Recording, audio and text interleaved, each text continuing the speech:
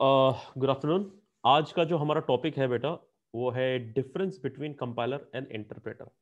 अब इसका मतलब क्या होता है, कैसे ये काम करता है, हम ये क्यों पढ़ रहे हैं, ये हमारे कहाँ काम आएगा, उसको हम देखेंगे इस वीडियो में। देखिए होता क्या है, कंपाइलर और इंटरप्रेटर, हो सकता है आपने कभी ना कभी इसका नाम सुना हो सकता है। अभी क्या होता है, कैसे होता है, उसे समझेंगे।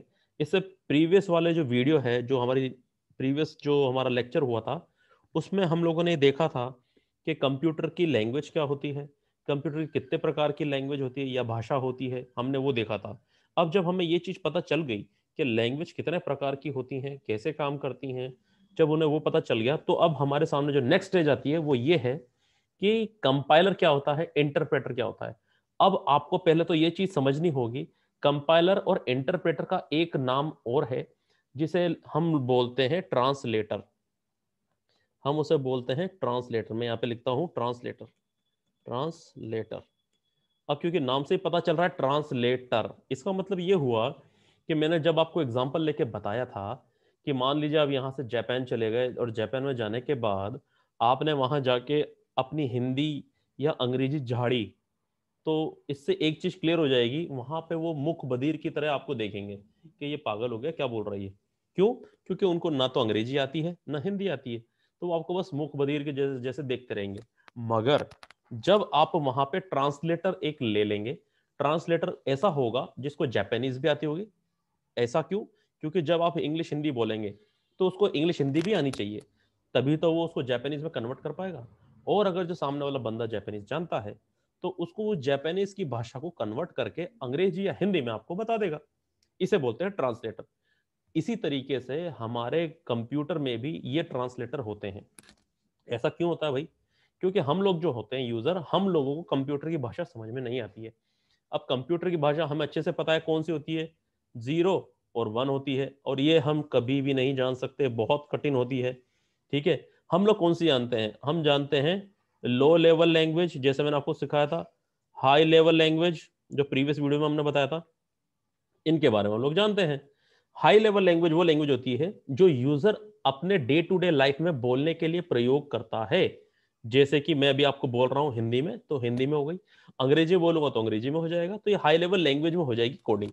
अब हम आते हैं हमारे टॉपिक पे। ये तो मैंने आपको रूपरेखा बता दी कि हम लोग क्या पढ़ेंगे और क्यों पढ़ रहे हैं और किस लिए पढ़ रहे हैं। ठीक है, कंप्यूटर में क्या होता है बच्चों, आप लोगों ने कई बार देखा होगा, कोई प्रोग्रामर होता है।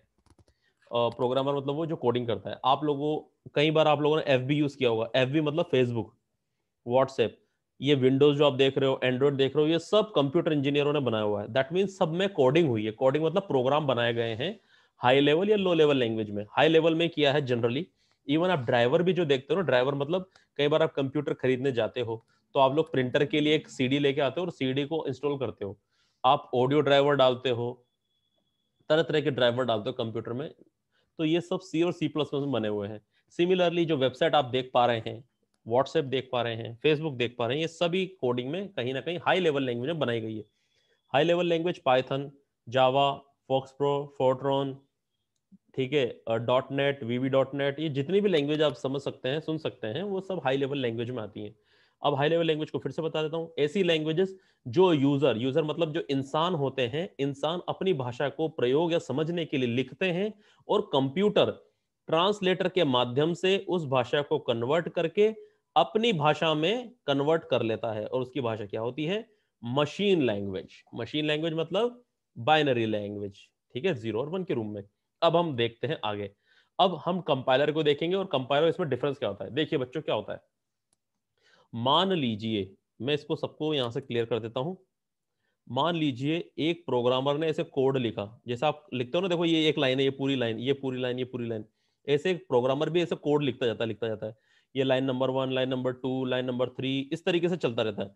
जब कोई प्रोग्रामर कंपाइल करता है, तो कंपाइल करने का मतलब ये हो गया कि पूरे के पूरे कोड को कंप्यूटर एक साथ क्या करता है? ट्रांसलेट कर देता है। ट्रांसलेट कर देता है। जब पूरे प्रोग्राम को एक साथ ट्रांसलेट कर लिया जाए तो उसे बोलेंगे कंपाइलर। ठीक है, यानी प्रोग्राम पूरा कंपाइल हो गया और जहां जहां पे भी एरर आती है, जैसे मान लो इस नंबर पे एरर आ गई तो बता देगा चौथे नंबर की लाइन पे एरर है, लास्ट वाले 10वें नंबर पे आ गया तो कह देगा 10वें नंबर पे एरर है, वहां पे लाल कलर का शो कर देता है, क्योंकि रेड कलर एक्चुअली वार्निंग के लिए ही प्रयोग किया जाता है। आप ट्रैफिक लाइट में देखेंगे तो रेड कलर ही होता है, इवन ट्रेन में देखेंगे तो रेड कलर ही यूज होता है। तो ये सब चीजें जो एग्जाम्पल मैं बताना चाह रहा हूं आपको, वो इसी के लिए बनाए गए हैं। ठीक है, तो ये हो गया कंपाइल। वेरेज अब इंटरप्रेटर की बात करोगे तो इंटरप्रेटर क्या करता है, पहले इस लाइन को करेगा, ठीक है, इस लाइन को ट्रैक करेगा कि ये सही है गलत है, अगर सही होती है तो फिर नेक्स्ट क्लास में जाता है, नेक्स्ट लाइन में, ये सही है तो फिर नेक्स्ट क्लास में, फिर ये है तो फिर नेक्स्ट लाइन में, इस तरह से एक एक लाइन को करता है। तो इसे बोलते हैं हम लोग इंटरप्रेटर। ये आपको ध्यान रखना है, इंटरप्रेटर लाइन बाय लाइन चलता है, लाइन बाय लाइन पता करता है, और जहां पे एरर आती है वहां पे वो बता देता है यहाँ एरर है। ठीक है, कंपाइलर पूरे प्रोग्राम को कर लेता है और इंटरप्रेटर लाइन बाय लाइन चलता है। ठीक है, ये तो रहा इसका डिफरेंस। अब हम इसको आगे पढ़ते हैं कि भैया आगे क्या है और आगे क्या बोल रहा है। चलिए आगे देखते हैं, व्हाट इज कंपाइलर। अब इसको समझने के लिए एक डायग्रामेटिकली समझते हैं। ये है सोर्स प्रोग्राम। अब सोर्स प्रोग्राम क्या होता है, जैसे मैं आपसे बोलूं कि बच्चों ये जो हमारे सामने सूर्य आता है, सूर्य जो है, सूर्य की जो रोशनी आती है, तो आप लोग नोट करो कि सूर्य हमारा सोर्स ऑफ एनर्जी है। सोर्स ऑफ एनर्जी मतलब मुख्य स्रोत है ऊर्जा का, सूर्य। तो यहाँ पे सोर्स बोल रहा हूं मैं। उसी तरीके से ऐसा प्रोग्राम जो प्रोग्रामर ने बनाया है कंप्यूटर में, जब वो सॉफ्टवेयर बना रहा था, सॉफ्टवेयर बनाते समय जो सबसे पहला प्रोग्राम बनाया जाता है ना, उसी को सोर्स प्रोग्राम कहते हैं। ये कंप्यूटर इंजीनियर बनाते हैं। उसको फिर कंपाइल किया जाता है, यानी पूरे प्रोग्राम को एक साथ कंपाइल किया जाएगा, और जहां पे एरर आएगी वो शो कर देगा। और ऑब्जेक्ट प्रोग्राम क्या होता है, वो होता है आपका आउटपुट। यानी कि मान लीजिए व्हाट्सएप बनाना है तो व्हाट्सएप बन के सामने आ गया, इसे ऑब्जेक्ट प्रोग्राम मान के चलो आप। बस इस कोरी कोरी बातें मैं समझा रहा हूं आपको। सिमिलरली अब हम बात करेंगे इंटरप्रेटर की। इंटरप्रेटर में क्या होता है उसे देखिए, वही सोर्स प्रोग्राम जो प्रोग्रामर ने लिखा है, कंप्यूटर इंजीनियर ने लिखा है बहुत बड़ा सा, उसको एक लाइन को प्रोसेस करेगा पहले। ये रहा प्रोसेस, यहाँ पे प्रोसेस है, वहां प्रोसेस नहीं था, आप देख पा रहे होंगे। फिर उसका इंटरमीडिएट कोड होता है। इंटरमीडिएट कोड मतलब फिर उसको नेक्स्ट लाइन को कोड करेगा, फिर दूसरे को, तीसरे को, चौथे को, पांचों, एक एक लाइन को इंटरप्रेट करेगा और प्रोसेस करता हुआ जाएगा। इसी को बोलते हैं प्रोसेसिंग, और ये काम होता है इंटरप्रेटर का। ठीक है, ये हमने सिंपल सी बात सीखी, कंपाइलर, इंटरप्रेटर। अब हम बात करेंगे असेंबलर की, क्योंकि हमने देखा था असेंबली लैंग्वेज भी देखी उसमें।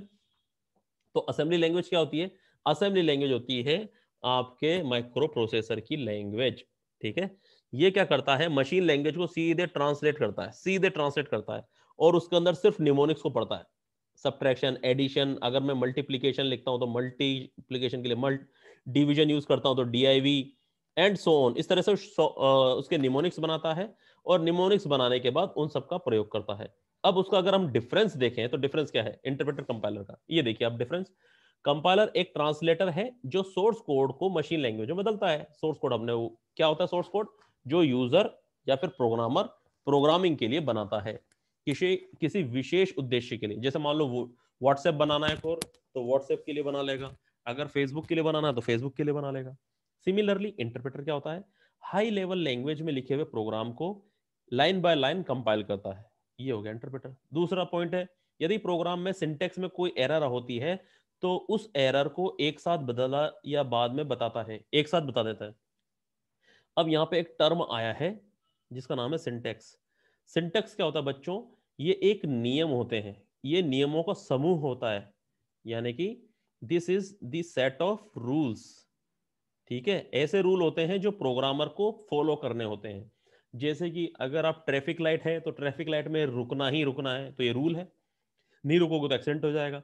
तो ऐसे नियम होते हैं प्रोग्रामिंग में भी, उसको बोलते हैं सिंटेक्स। अगर आपका सिंटेक्स गलत है तो आपके आ जाएगी एरर, ऐसे लाल कलर की एरर। ठीक है, और इंटरप्रेटर क्या करता है, लाइन बाय लाइन को ट्रांसलेट करता है, और यदि किसी लाइन में एरर आती है तो एरर को वो ठीक नहीं कर, जब तक ठीक नहीं कर दिया जाता वो आगे नहीं बढ़ता। ये ध्यान रखना। ये देखो लाइन ही लाइन है, लाइन ही लाइन है, सब में एरर है तो आगे जाएगा ही नहीं वो। पहले इस लाइन को सही करो तब आगे जाएगा, इस लाइन को सही करो तब आगे जाएगा, इस लाइन को सही करो तब आगे जाएगा। ये इसकी खास बात होती है। ठीक है, अब आगे देखते हैं। कंपाइलर में सोर्स कोड को ट्रांसलेट करने में समय और प्रोसेसिंग कम लगती है। जब आप किसी प्रोग्राम को रन कराते हो तो उसमें टाइम कम लगता है, इंटरप्रेटर के कंपैरिजन में। ऐसा क्यों? क्योंकि इंटरप्रेटर लाइन बाय लाइन को ट्रांसलेट करता है, और जब आपको पता है जब आप लाइन बाय लाइन को ट्रांसलेट करोगे तो वो तो हमेशा टाइम लेगा एक एक लाइन को।